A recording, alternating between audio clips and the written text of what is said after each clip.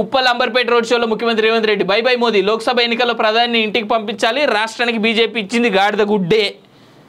మొన్న నువ్వు అధికారంలోకి వచ్చిన తర్వాత, కాంగ్రెస్ పార్టీ అధికారంలోకి వచ్చిన తర్వాత పైసలు ఎవరా మొర్రో అంటే పోయి 9,000 కోట్లు అడకచ్చుకున్నావు కదా సెంట్రల్ గవర్నమెంట్ నుంచి, ఇదే బీజేపీ పార్టీ గవర్నమెంట్ నుంచి 9,000 కోట్లు అడకొచ్చి జనాలకు ఏదో చేస్తున్నాడు.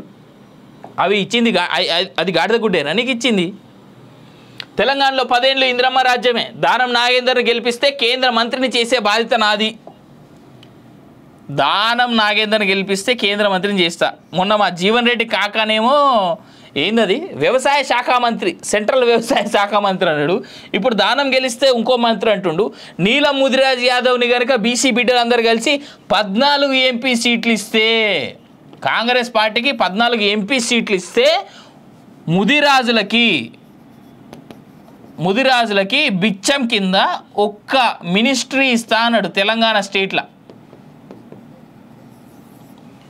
బీసీ బిడ్డలందరూ నీలం ముదిరాజ్ యాదవ్ని గెలిపించి 14 ఎంపీ సీట్లు తెలంగాణలో కాంగ్రెస్కి ఇస్తే బిచ్చం వేసినట్టు ఒక్క మినిస్ట్రీ ఇస్తా అన్నాడు. గిది రేవంత్ రెడ్డి కాంగ్రెస్ పార్టీ చేస్తున్నటువంటి కామెంట్లు, ఇస్తున్నటువంటి హామీలు తెలంగాణకి. అసలు దానం నాగేందర్ ప్రచారమే చేసి వస్తలేడు. ఈయన ఎట్లా గెలుస్తాడు భయ్?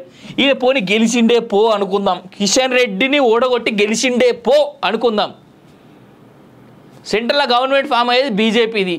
ఏ రకంగా నువ్వు సెంట్రల్ మినిస్టర్ని చేస్తావు దానం నాగేందర్ని చెప్పు? కేంద్ర మంత్రిని చేస్తాడు దానం నాగేందర్ని. ఏ మంత్రిని చేస్తావు? కేంద్ర మంత్రిత్వ శాఖ మంత్రులలో ఏ మంత్రిని ఇస్తావు?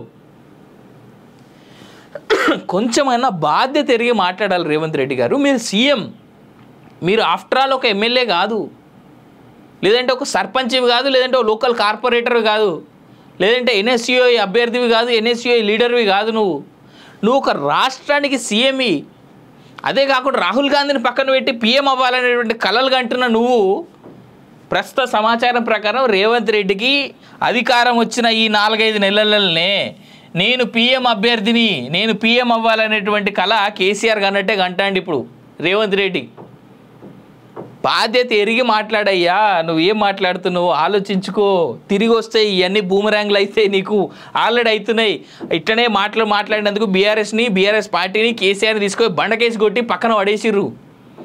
ఏడైతే కొండగట్టుల బస్ యాక్సిడెంట్ అయ్యి చాలామంది చనిపోయినరో, ఆ చనిపోయిన వాళ్ళు చూడ్డానికి ఎన్నడూ ఓలే కేసీఆర్. అదే కేసీఆర్ని కొండగట్టు అంజన్ ఏం చేసాడు తెలుసా? ఆ కొండగట్ల పక్కనున్న చిన్న హోటల్లో కూర్చోబెట్టి గదే బస్సులో ఆడదాకా రప్పించుకొని చిన్న హోటల్లో కూర్చొని జనాలతో ఫోటోలు దిగే స్థాయికి దిగజార్చిండు కొండగట్టు అంజన. అది దేవుడు మనుషులు చేసేటువంటి చర్య. ఆలోచించుకో రేవంత్ రెడ్డి చేస్తున్నటువంటి కామెంట్లు ఏంది. బీఆర్ఎస్ గురించి మాట్లాడడం వేస్ట్, మేము కూడా చెప్పేది కదే. కాకపోతే అపోజిషన్లో బీఆర్ఎస్ పార్టీ మాత్రం సక్సెస్ సాధిస్తుంది అనేది వాస్తవం. తండ్రి కొడుకులవన్నీ అబద్ధాలే, అందుకే ఆ పార్టీని ప్రజలు పట్టించుకోవట్లేదు.